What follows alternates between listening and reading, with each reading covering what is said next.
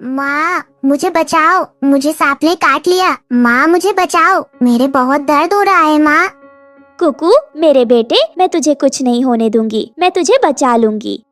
रानो चिड़िया अपने पति टुन्नू चिढ़ा और अपने 2 बच्चों के साथ रहती थी। रानो चिड़िया और उसके पति टुन्नू ने लव मैरिज की थी, जिस वजह से रानो की सास ने उन दोनों को घर से निकाल दिया था। तब वो दोनों अलग एक घर में रहते थे, लेकिन अचानक से कुछ दिनों बाद एक चील उसके पति पर हमला कर देता है, जिस वजह से उसके पति की मौत हो जाती है। वो मेहनत मजदूरी करके अपने बच्चों का पेट पालती है। फिर ऐसे ही कुछ दिन बीत जाते हैं और एक दिन जंगल में तेज बारिश शुरू हो जाती है। बारिश इतनी तेज थी कि जंगल में बाढ़ आ जाती है और पक्षियों के घर डूबने लगते हैं। तेज बारिश की वजह से रानो का घर भी टूट जाता है। तब रानो अपने दोनों बच्चों को लेकर अपनी सास के घर आती है, लेकिन उसकी सास तो उसे देखकर दरवाजा भी नहीं खोलती है। माँ जी दरवाजा खोलिए प्लीज। माँ जी हमें कुछ दिनों तक अपने घर में रख लीजिए, हमारा घर इस तेज बारिश में टूट गया है। माँ जी प्लीज दरवाजा खोलिए। तभी अंदर से एक आवाज आती है, देख रानो, तू चुपचाप यहाँ से चली जा, मेरा दरवाजा मत बजा। मेरे बेटे को तो खा गई, अब क्या मुझे भी खाने आई है? चल निकल जा यहाँ से, कल मुही कहीं की। माँ जी ज्यादा नहीं तो सिर्फ आज के लिए हमें अपने घर में रख लीजिए। माँ जी बाहर बहुत तेज बारिश हो रही है, मेरे बच्चे बारिश में भीग रहे हैं और तो और जंगल में बहुत पानी भी भरा है। प्लीज माँ जी हमें आज अपने घर में रख लीजिए। नहीं रानो, बिल्कुल नहीं, मैं तुझे अपने घर में नहीं आने दूंगी। अगर तूने मेरे घर के अंदर आकर चोरी कर ली तो चोरनी कहीं की, चली जा यहाँ से। अपने बच्चों को भी साथ लेकर जा, फिर दोबारा अपना चेहरा मुझे मत दिखाइयो। माँ जी प्लीज आप हमें अपने घर के अंदर रख लो। और आप ऐसा क्यों कह रही है कि हम चोरी करेंगे? हम आपके घर में क्यों चोरी करेंगे? चलो आप मुझे, नहीं तो आप अपने इन छोटे छोटे बच्चों को ही रख लो। देख रानो, अब बहुत हो गया, तू चुपचाप से अपने इन बच्चों को लेकर यहाँ से चली जा। अगर तू नहीं गई तो मैं तुझे धक्के मारकर यहाँ से भगा दूंगी। और वैसे भी हमारा तुझसे कोई नाता नहीं है जो मैं तुझे अपने घर में रखूं, इसलिए अब तू चली जा यहाँ से। मेरा ज्यादा दिमाग मत पका, बहुत हो गया तेरा नाटक। रानो चिड़िया अपनी सास से बहुत मिन्नतें करती है, लेकिन उसकी सास पर उसकी बातों का कोई भी असर नहीं पड़ता और वो ना ही उसे और ना ही उसके बच्चों को घर के अंदर बुलाती है। तभी यह सब देखकर उसका छोटा बेटा कहता है, माँ अब हम कहाँ जाएंगे माँ, और हम कहाँ रहेंगे? यहाँ तो कितनी तेज बारिश हो रही है। मेरे बेटे तुम चिंता मत करो, सब ठीक हो जाएगा। हाँ याद आया, मैंने आज सुबह लाडो की बातें सुनी थी। वो कह रही थी कि दूसरे जंगल में बारिश नहीं हो रही है, तो हम ऐसा करते, हम भी दूसरे जंगल ही चलते हैं, क्योंकि अब हमारे पास वहाँ जाने के सिवाय और कोई रास्ता नहीं है। मम्मा क्यों ना हम इस जंगल में किसी पेड़ के नीचे रहे तो? नहीं कुकू बेटा, अगर ऐसे हम रहेंगे तो जंगल के पक्षी हमें रहने नहीं देंगे, वो हमें ताने देंगे। इसलिए अब हमें यहाँ से दूर जाना होगा, और वैसे भी भगवान ने जो हमारे नसीब में लिखा है वो तो होकर ही रहेगा। फिर रानो चिड़िया अपने दोनों बच्चों को लेकर पहाड़ों वाले जंगल की तरफ जाती है। वहाँ पहुँचकर वो तीनों देखते हैं कि वहाँ तो खाने के लिए पेड़ों पर बहुत से फल भी लगे हुए थे। मम्मा अब तो हम यहाँ आराम से रह सकते हैं और हमें यहाँ खाने की भी कोई परेशानी नहीं होगी, क्योंकि इन पेड़ों पर तरह तरह के मीठे फल लगे हुए हैं। हम इन्हें खाकर अपना पेट भर लेंगे और हम आराम से रहेंगे। हाँ माँ, गुड़िया बिल्कुल ठीक कह रही है। और तो और इस जंगल में बाढ़ का पानी भी नहीं आ सकता है, यहाँ तो पेड़ पौधों की ठंडी हवा है। माँ अच्छा हुआ कि उस जंगल में बाढ़ आ गई, कम से कम हम इतने अच्छे जंगल में तो आ गए, अब हम यहाँ आराम से रह सकते हैं। बेटा बाढ़ आना अच्छी बात नहीं है, क्योंकि बाढ़ में जान और माल दोनों का ही नुकसान होता है। अच्छा ही हुआ कि हम इस जंगल में आ गए, नहीं तो हम जिंदा नहीं बचते। लेकिन हमें यहाँ रहने के लिए एक घर बनाना होगा, क्योंकि इस जंगल में जंगली जानवर भी रहते होंगे, कहीं वो हमें खा ना ले। लेकिन मम्मा हम घर बनाएंगे किससे? बेटा हम लकड़ियों और घास फूस वगैरह से अपना घर बना लेंगे। हाँ माँ, मैं अभी पेड़ के ऊपर चढ़कर लकड़ियाँ तोड़ता हूँ। नहीं मेरे बच्चों, पेड़ में भी तो जान होती है और हम उन्हीं की वजह से जीवित रह पाते हैं और सांस लेते हैं, और वही हमें खाने के लिए फल भी देते हैं। तो हमें उन्हें ऐसे काटना या तोड़ना नहीं चाहिए, यह गलत बात होती है। बेटा हम जंगल में से सूखी लकड़ियाँ ढूंढेंगे और उन्हीं से अपना घर बनाएंगे। इस जंगल में हमें बहुत सारी सूखी लकड़ियाँ मिल जाएंगी। फिर रानो चिड़िया अपने बच्चों की मदद से लकड़ियाँ इकट्ठी करने लगती है और कुकू भी नदी की तरफ घास लेने चला जाता है। तब रानो से आवाज लगाकर कहती है, कुकू मेरे बेटे, तुम वहाँ अकेले मत जाओ। पहले हम लकड़ियों से घर बना लेते हैं, फिर बाद में हम दोनों साथ जाएंगे घास लेने। लेकिन कुकू तो अपनी मम्मा की बात नहीं सुनता और वो अकेला नदी की तरफ आ जाता है। तभी वो जोर से चिल्लाने लगता है, मम्मा मम्मा जल्दी आओ, मम्मा जल्दी आओ। फिर रानो और गुड़िया जल्दी से कुकू के पास आती है। क्या हुआ कुकू बेटा, तुम ऐसे जोर से क्यों चिल्ला रहे हो? क्या हुआ, जल्दी बताओ। माँ मुझे एक जहरीले सांप ने काट लिया है। यह बात सुनकर तो गुड़िया और रानो के पैरों तले जमीन खिसक जाती है। तभी कुकू ये बात कहकर बेहोश हो जाता है। कुकू मेरे भाई, तुम्हें क्या हो गया? उठ जाओ, क्या हुआ तुम्हें? कुकू मेरे बेटे उठ जा, क्या हो गया तुझे? हे भगवान, मैंने आपका क्या बिगाड़ा है जो आप मेरे साथ ऐसा कर रहे हो? पहले आपने मेरे पति को मुझसे छीन लिया, फिर घर, और अब मेरा बेटा। नहीं, ऐसा मत करो, मेरे बेटे को मुझे वापस कर दो, मैं आपसे विनती करती हूँ। तभी वहाँ लगे गुलाब के फूल में से आवाज आती है, रानो, मैं एक जादुई गुलाब का फूल हूँ। मैंने तुम्हारी बातें सुनी जब तुम अपने बच्चों को पेड़ पौधों के बारे में समझा रही थी। मुझे बहुत अच्छा लगा। मैं तुम्हारे बेटे को दोबारा जिंदा कर रहा हूँ। कहीं मैं कोई सपना तो नहीं देख रही? रानो, तुम कोई सपना नहीं देख रही हो। तुम जो कुछ भी सुन रही हो सब कुछ सच है। मैं अभी तुम्हारे बेटे को जिंदा कर देता हूँ और तुम्हारे सामने जादुई गुलाब का एक घर बना देता हूँ। बस तुम अपनी आंखें बंद कर लो और जैसा घर तुम बनाने के लिए सोचोगी वैसे ही घर तुम्हारे सामने बनकर तैयार हो जाएगा। फिर रानो अपनी आंखें बंद कर लेती है और वो आंखें बंद करके जैसा घर अपने मन में सोचती है वहाँ वैसा ही एक जादुई गुलाब का सुंदर सा घर बनकर तैयार हो जाता है। वो घर दिखने में बहुत सुंदर लग रहा था और फिर कुकू भी ठीक हो जाता है। माँ, गुड़िया, आप दोनों ये क्या कर रही हो? कुकू, तुम ठीक हो ना मेरे बेटे? माँ, मुझे क्या हुआ था? मैं तो बस सोया हुआ था। लेकिन माँ, इतनी सी देर में आपने इतना सुंदर सा घर बना लिया। घर? कौन सा घर बेटा? फिर जैसे ही रानो सामने की तरफ देखती है तो वहाँ उसे एक सुंदर सा विशाल जादुई गुलाब का घर दिखाई देता है। जैसा रानो ने सोचा था वैसा ही। मम्मा, ये घर तो बहुत अच्छा है और ये बिल्कुल फूलों की तरह महका रहा है। हाँ बेटा, क्योंकि ये जादुई गुलाब का घर है। फिर इस तरह से रानो अपने दोनों बच्चों के साथ अपने जादुई गुलाब घर में खुशी खुशी रहने लगती है। दोस्तों, आपको हमारी आज की कहानी कैसी लगी? हमारी कहानी को लाइक करें, कमेंट करके अपनी राय हमें दें। आपके कमेंट और लाइक हमारे हौसले को बढ़ाते हैं। अगर आप हमारे चैनल पर नए आए हैं तो हमारे चैनल को सब्सक्राइब करना ना भूलें। आपका धन्यवाद। सुंदरवन नाम का एक बहुत खूबसूरत जंगल था। उस जंगल में बहुत सारे पक्षी रहा करते थे और उस जंगल में कुछ ही दिनों बाद बारिशों का मौसम आने ही वाला था। तभी रानो चिड़िया अपने दोस्तों से कहती है, अरे दोस्तों, सुनो सुनो, कुछ ही दिनों बाद जंगल में बारिशों का मौसम आने ही वाला है। लेकिन हम सब ने अभी तक अपने घोंसला तैयार नहीं किए हैं, तो मुझे डर है कि कहीं अभी बारिश ना हो जाए। इसलिए मेरा ख्याल है हम सभी को अपना अपना मजबूत घर बना लेना चाहिए ताकि बारिश आने पर हमें कोई परेशानी झेलनी ना पड़े। तभी भूरा चिड़ा रानो चिड़िया की बातों से सहमति जताते हुए सब पक्षियों से कहता है, हाँ रानो चिड़िया, सही बोल रही हो। हम लोगों ने अभी तक अपना घोंसला तैयार नहीं किया है। हमें बहुत जल्द अपना घोंसला तैयार कर लेना चाहिए, क्योंकि बारिश का कोई भरोसा नहीं, कब तूफानी रूप ले ले। इसलिए हमें जल्दी जल्दी अपने घोंसले तैयार करने होंगे। ये बात सुनकर कालू कौवा कहता है, अरे रानो चिड़िया और भूरा भाई, तुम लोग अभी से घर बनाओगे? इतनी जल्दी भी क्या है? अभी तो बारिशों के मौसम में बहुत दिन है। मैं तो बाद में बना लूंगा आराम से अपना घर। अभी से क्यों परेशान होना? अरे नहीं कालू कौवा, हमें जल्दी से जल्दी घोंसला बनाना पड़ेगा। क्या पता किस टाइम बारिश हो जाए, मौसम का थोड़ी भरोसा होता है। वो तो हमें ही पहले से तैयारी करनी चाहिए ताकि आगे चलकर हमें किसी परेशानी का सामना न करना पड़े। ये सुनकर कालू कौवा मन ही मन कुछ सोचने लगता है। इन लोगों को अपना घोंसला बनाने देता हूँ, फिर इन्हें डरा धमकाकर इनका घोंसला हथिया लूंगा और मुझे मेहनत करनी भी नहीं पड़ेगी। मुझे बना बनाया घर भी मिल जाएगा। ये बिल्कुल सही रहेगा। तभी भूरा चिड़ा कालू कौवा से कहता है, तो कालू कौवे बताओ, घोंसला बनाने के लिए हमारे साथ लकड़ियाँ इकट्ठा करने जाओगे कि नहीं? अरे रानो चिड़िया और भूरा चिड़ा, अभी मेरा मन नहीं है, मैं बाद में बना लूंगा। तुम लोग जाओ और अपना पक्का घोंसला बना लो। ठीक है कालू कौवे, तुम्हारी मर्जी। चलो भूरा चिड़ा, हम लोग घोंसले के लिए लकड़ी इकट्ठा करने चलते हैं। फिर रानो चिड़िया और भूरा चिड़ा जंगल में लकड़ी ढूंढते ढूंढते उड़ते उड़ते जा रहे थे। फिर एक जगह नीचे जमीन पर रानो चिड़िया को लकड़ियाँ पड़ी दिखती है।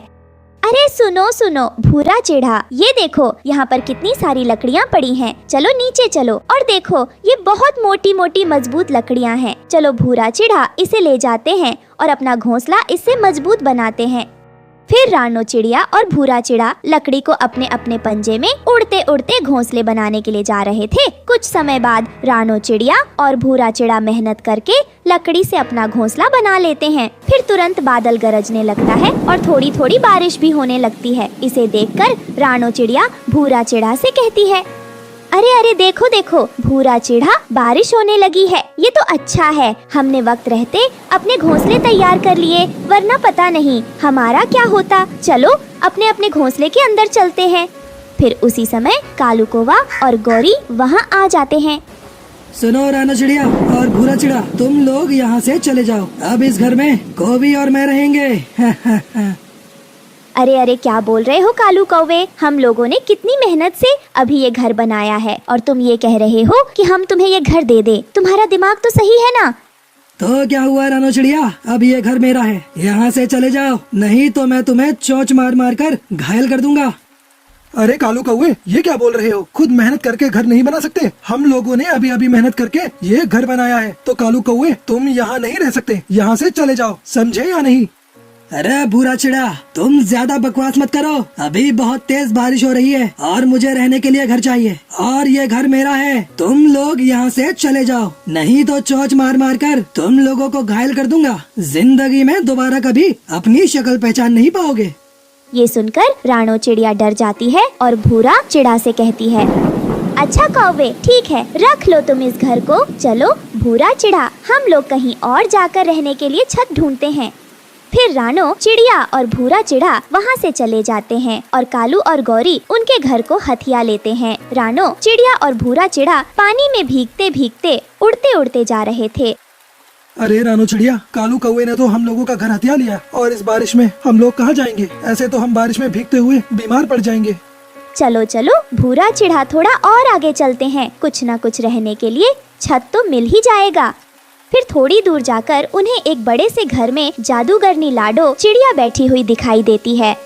अरे चिड़िया और चिड़ा, तुम लोग इतनी बारिश में क्यों भीगते भीगते रहे हो? रहने के लिए तुम्हारे पास छत नहीं है क्या? हाँ हाँ जादूगरनी जी, रहने के लिए हमारे पास छत नहीं है, क्या हम लोग अंदर आ सकते हैं?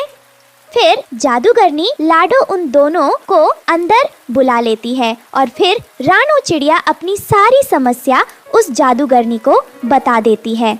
ठीक है रानो चिड़िया, तुम लोगों को रहने के लिए घर चाहिए तो मेरे पास एक जादुई पानी है जिसे पेड़ के जड़ पर डालते ही उसका फल एक बड़ा सा घर बन जाएगा और उसमें तुम आराम से रह पाओगे। उस घर में तुम्हारी जरूरत की सारी चीजें होंगी। ठीक है जादूगरनी, जैसा आपने बोला है मैं वैसा करूंगी। चलो अब मैं जाती हूँ, क्योंकि इस जादुई पानी को पेड़ में डालकर एक बड़ा सा घर भी बनाना है। फिर रानो चिड़िया और भूरा चिड़ा बारिश में भीगते हुए वहाँ से चले जाते हैं और जादूगरनी लाडो ने जैसा बोला था वैसा ही रानो चिड़िया और भूरा चिड़ा वो जादुई पानी सेब के पेड़ की जड़ों में डाल देते हैं और तभी एक जादुई सेब का घर उस पेड़ पर तैयार हो जाता है, जिसे देख वो दोनों बहुत खुश होते हैं। अरे वाह वाह रानो चिड़िया, अब चाहे कितनी भी बारिश हो जाए हमें कुछ फर्क नहीं पड़ेगा, क्योंकि अब हम जादुई सेब के अंदर हैं। हाँ, ये जादुई सेब घर अंदर से बहुत अच्छा है। अब कितनी भी बारिश हो हमें कुछ फर्क नहीं पड़ने वाला, हम खूब एंजॉय करेंगे इस बारिश को। और दूसरी तरफ कालू और गौरी का घर तेज बारिश और आंधी तूफानों से उसका घर टूट गया था और वो दोनों घर टूटने के कारण पानी में बहुत ज्यादा भीग गए थे। फिर भीगते हुए कालू और गौरी रानो चिड़िया के सेब घर के पास आते हैं। अरे रानो चिड़िया, ये सेब का घर तुमने कैसे बनाया? हमें भी अंदर आने दो, हमारा घर टूट गया है और हम लोग बारिश में भीग रहे हैं। अरे कालू कौवे, हम तुम्हें अंदर आने नहीं देंगे क्योंकि तुमने हम लोगों का घर हथियाया है। अरे अरे रानो चिड़िया, अब हमें अपने किए पर पछतावा हो रहा है, प्लीज अंदर आने दो। नहीं नहीं कालू, हमने कितनी मेहनत से घर बनाए थे और उस पर तुम लोगों ने कब्जा कर लिया। अब तुम्हारी यही सजा है कि तुम बिना घर के बारिशों में भीगते हुए रहो। तुम्हें ये कहावत याद है ना, जैसा करनी वैसा भरनी। कालू और गौरी खुले आसमान के नीचे बारिश में भीगते हुए बैठे होते हैं और अपनी गलती पर पछता रहे थे। वहीं रानो चिड़िया और भूरा चिड़ा अपने सेब घर में खुशी खुशी रहने लगते हैं। चील अंकल मुझे छोड़ दो, प्लीज शिकारी चाचा मुझे छोड़ दो। मेरी मम्मा मेरे लिए भोजन लेने गई है, अगर मैं उन्हें घोंसले में नहीं मिलूंगी तो वो बहुत परेशान हो जाएंगी। प्लीज शिकारी चाचा मुझे छोड़ दो। डागी चिग्गी, अरे ऐसे कैसे छोड़ दूं? इतनी तेज बारिश में बड़ी मुश्किल से तो तू मुझे खाने के लिए मिली है डागी चिग्गी, और तू कहती है कि मैं तुझे छोड़ दूं? मैं तुझे नहीं छोड़ूंगा डागी चिग्गी। ये कहकर गिद्ध रानो चिड़िया की बेटी को मारकर खाने लगता है और खाकर वहाँ से चला जाता है। मेरी बच्ची मेरी इकलौती बच्ची थी और वो जालिम शिकारी उसे भी मारकर खा गया। मेरी बच्ची, अब मैं उसके बिना कैसे रहूंगी। रानो चिड़िया का जंगल बहुत सुंदर था। उस जंगल में खाने पीने की कोई कमी नहीं थी। शायद यही वजह थी कि जंगल के सभी बच्चे बहुत प्यार से रहते थे। वो सभी साथ मिलकर भोजन लेने जाते थे और फिर रात में इकट्ठे होकर सभी गप्पे लड़ाते थे। लेकिन अब उनकी ये खुशियाँ ज्यादा दिनों तक रहने वाली नहीं थी, क्योंकि आज उस जंगल में एक जालिम शिकारी गिद्ध ने अपना बसेरा कर लिया था। डाकी चिग्गी, ये जंगल तो कितना हरा भरा है, यहाँ तो मुझे मांस भी बहुत जल्दी मिल जाया करेगा। डाकी चिग्गी, आज तो मैं सफर से थका हुआ हूँ, कल से मैं सुबह सवेरे जाऊंगा अपने शिकार के लिए, जब पक्षी भोजन की खोज में चले जाएंगे। डाकी चिग्गी। ये कहकर वो शिकारी सो जाता है और फिर सुबह भी हो जाती है। दोस्तों, आज तो हम सब झरने की तरफ जाएंगे, क्योंकि मेरा फूल देखने का बहुत मन कर रहा है। ये कहकर सभी पक्षी झरने की तरफ चले जाते हैं, लेकिन वो बेचारे पक्षी ये क्या जानते थे कि आज वो अपने घोंसलों को उस जालिम शिकारी के भरोसे छोड़कर जा रहे हैं। डाकी चिग्गी, चलो अब अच्छा मौका है। सभी पक्षी चले गए होंगे अपनी भोजन की खोज में। किसी का बच्चा तो मिल ही जाएगा घोंसले में, अगर किसी का अंडा मिल जाएगा तो भी काम चल जाएगा। डाकी चिग्गी। ये कहकर शिकारी गिद्ध जंगल की तरफ आता है और जैसे ही वो जंगल में आता है तो उसकी नजर रियो के घोंसले पर पड़ती है, जहाँ रियो का छोटा बच्चा बैठा हुआ था। ये देखकर वो शिकारी नीचे उतरता है और रियो के छोटे बच्चे को लेकर चला जाता है। रियो, अब भी मेरा तो मन नहीं कर रहा जाने का, चलो हम लोग थोड़ी देर और रुक जाते हैं। गौरी शाम होने वाली है, सब पक्षियों के साथ ही आए थे तो साथ ही चलते हैं। ना जाने क्यों आज मेरा मन बहुत घबरा रहा है, चलो अब हमें घर चलना चाहिए। ये कहकर सब पक्षी अपने जंगल की तरफ लौट जाते हैं। मेरी बेटी कहाँ चली गई? वो तो अभी बहुत छोटी है और वो तो उड़ भी नहीं सकती है, फिर वो कहाँ चली गई? रियो ऐसे जोर जोर से रोने लग जाती है। मैं रानो चिड़िया के घर जाकर देखती हूँ, काश मेरी बेटी उसी के घोंसले में चली गई हो। रियो ये तो जानती थी कि उसकी बेटियां भी उड़ नहीं सकती थीं, तो कोई जालिम शिकारी उसे उठाकर ले गया होगा, लेकिन फिर भी वो अपने दिल को तसल्ली देने के लिए रानो के घर चली जाती है। क्या हुआ, तुम ऐसे क्यों रो रही हो? सब कुछ ठीक तो है ना? रानो, मेरी बेटी नहीं है घोंसले में, क्या मेरी बेटी तुम्हारी तरफ तो नहीं आ गई? नहीं रियो बहन, यहाँ तो कोई नहीं आया, मेरी बेटी तो सुबह से अकेली ही बैठी है। मम्मा, जब आप लोग भोजन की खोज में गए थे तब मैंने आसमान में एक गिद्ध उड़ता हुआ देखा था। मैं तो उसे देखकर पत्तों में छिप गई थी। फिर तो वो जालिम गिद्ध ही उठाकर ले गया होगा मेरी बेटी को। रियो बहन, हमारे जंगल में तो कोई चील नहीं रहता। हम सुबह तुम्हारी बेटी की खोज करेंगे, क्योंकि अभी तो रात हो गई है। तुम आज की रात मेरे घोंसले में ही सो जाओ। फिर रात भी गहरी हो जाती है। रानो और गुड़िया तो सो जाते हैं, लेकिन रियो तो सारी रात बैठी रोती रहती है और फिर सुबह भी हो जाती है। सुबह तोता, कबूतर और कालू कौवा घबराए हुए रानो के घोंसले की तरफ आते हैं। रानो और रियो, मैंने देखा है उस पहाड़ी पर एक गिद्ध आ गया है, और मैंने ये भी देखा कि उसके घोंसले में तुम्हारी बेटी के पंख पड़े हुए थे। खा लिया उस जालिम ने मेरी बेटी को। मैं क्यों चली गई थी भोजन की तलाश में? अगर मैं ना जाती तो मेरी बेटी आज मेरे पास होती। अब क्या हो सकता है, हम मुकाबला भी तो नहीं कर सकते उस जालिम चील का। रानो, अब तो वो जालिम चील बारी बारी से हमारे बच्चे और अंडों को खाएगा और फिर हमें। फिर वो सभी पक्षी बहुत ज्यादा परेशान हो जाते हैं और फिर वो सभी अपने अपने घर की तरफ चले जाते हैं। कालू, मेरा मन तो बहुत डर रहा है और मेरा जग्गू तो बहुत छोटा है, वो तो अभी उड़ भी नहीं पाएगा। अगर उसे वो शिकारी ले गया तो मैं तो मर ही जाऊंगी। आज वो फिर से आएगा और फिर ले जाएगा किसी न किसी बच्चे को। गोरी, सब पक्षी परेशान हैं। कालू, सबकी क्या चिंता, मुझे तो बस अपने जग्गू की चिंता है। मैं सुबह से सोच रही हूँ और मैंने एक उपाय सोचा है जिससे वो शिकारी हमारे जग्गू को नहीं खाएगा। क्या गोरी, क्या उपाय है तुम्हारे पास? हम उस शिकारी के पास जाते हैं और उसे कहते हैं कि वो हमारे घोंसले में ना आए। बदले में हम उसे बताएंगे कि किस किस घोंसले में अंडे और उसके लिए मांस मिलेगा। लेकिन गोरी, ये सब पक्षी हमारे दोस्त हैं। हम अपने दोस्तों के साथ ऐसा नहीं कर सकते। कालू, जब अपनी जान बचानी हो तो करना पड़ता है ऐसा। तुम चलो जल्दी से मेरे साथ।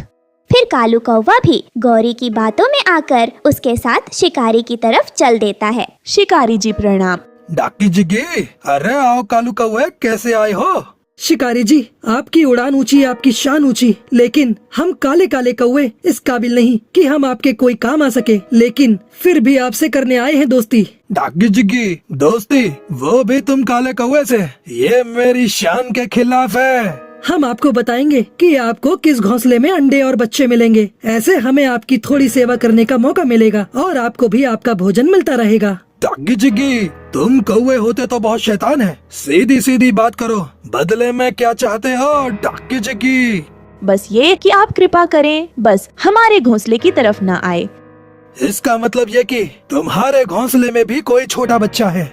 मुझे अपने जग्गू से बहुत प्यार है, बस मेरे जग्गू को ना खाना। मैं सब करूँगी जो जो आप कहोगे। मैंने आज तक किसी से दोस्ती नहीं की, लेकिन जब तुम दोनों खुद चल कर आए हो और इतनी जिद कर रहे हो, तो आज से हमारी तुम्हारी दोस्ती पक्की। डाकी जिगी, ये सुनकर तो गौरी और कालू कौवा बहुत खुश हो जाते हैं। अच्छा, हम चलते हैं। अगर हमें किसी पक्षी ने यहाँ बैठे देख लिया तो उन्हें हम पर शक हो जाएगा। शिकारी जी, आपको पहला शिकार उस चिड़िया की बेटी का करना है। मैं आपको बता दूंगा। जब अच्छा मौका होगा आप बेफिक्र होकर सोए, बाकी का काम हम पर छोड़ दें। फिर गौरी और कालू वहाँ से चले जाते हैं। दूसरे रोज कालू कौवा और गौरी कौवी रानो चिड़िया की तरफ जाते हैं। चिड़िया बहन, आज भोजन की खोज में नहीं जाना क्या? गौरी बहन, क्या बताऊं, मन बहुत डरा हुआ है। वो शिकारी रियो की बेटी को तो खा गया। तोता तो आज अपने घोंसले में ही अपने बच्चे के पास बैठा है। मैं तो बस कबूतर का इंतजार कर रही थी, वो आ जाएगा फिर हम जाएंगे नदी की तरफ, क्योंकि वो बता रहा था वहाँ पे बहुत सारा भोजन है। क्या करे रानो, भोजन के लिए तो जाना ही होगा। मेरा बेटा भी तो छोटा है। मैं तो आज अपने घोंसले में ही रहूंगी और मेरा भोजन तो ये कालू ले आएगा। मैं तुम्हारी बेटी पर भी नजर रखूंगी। तभी वहाँ कबूतर भी आ जाता है। तुम जाओ और जल्दी जल्दी अपना भोजन ले आओ। अब हम भी चलते हैं। और फिर गौरी और कालू भी वहाँ से चले जाते हैं। रानो, ये शैतान क्या कह रहे थे? कुछ नहीं, बस पूछ रहे थे कि भोजन लेने कब जाना है। रानो, मुझे तोते ने बताया कि कल शाम ये दोनों गिद्ध के पास बैठे हुए गप्पे लड़ा रहे थे उससे। रानो, तुम एक काम करो, अपनी बेटी को भी अपने साथ लेकर चलो। मुझे बहुत डर लग रहा है। हम दोनों बारी बारी उठा लेंगे। कबूतर भैया, मैं भी बहुत डरी हुई हूँ। हम ऐसा ही करते हैं। फिर उसके बाद रानो चिड़िया अपने बेटी को साथ लेकर कबूतर के साथ भोजन लेने नदी की तरफ चली जाती है। गोरी, मैं भोजन लेने जा रहा हूँ और तुम चील की तरफ जाओ और उसे बताओ कि रास्ता साफ है। रानो भोजन लेने नदी की तरफ गई है और उसकी बेटी घोंसले में अकेली है। फिर कालू कौवा वह भोजन लेने चला जाता है और गौरी कौवे शिकारी को बताने के लिए उसकी तरफ जाती है। लेकिन गौरी कौवी ये नहीं जानती थी कि आज रानो चिड़िया अपनी बेटी को भोजन लेने साथ ही लेकर गई है। वो तो गिद्ध के पास आ जाती है।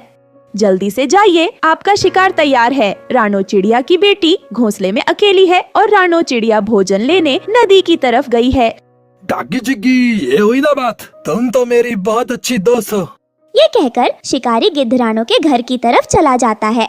मुझे भी बहुत भूख लगी है। मैं भी कहीं से फल वगैरह ढूंढकर खा लेती हूँ, क्योंकि अब शिकारी मेरे घोंसले की तरफ तो जाएगा नहीं।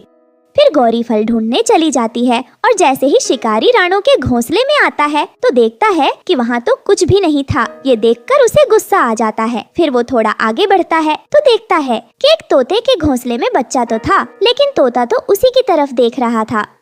मैं कल शाम से भूखा हूँ और इन कौवे ने मेरे साथ मजाक किया है। डाकी जिग्गी मुझसे झूठ बोला है। मुझे बहुत भूख लगी है। मैं एक काम करता हूँ, कौवे के घोंसले की तरफ ही चला जाता हूँ। डाकी जिग्गी, वहाँ तो मांस पक्का मिल जाएगा। जग्गू नाम है मेरे आज के शिकार का। डाकी जिग्गी।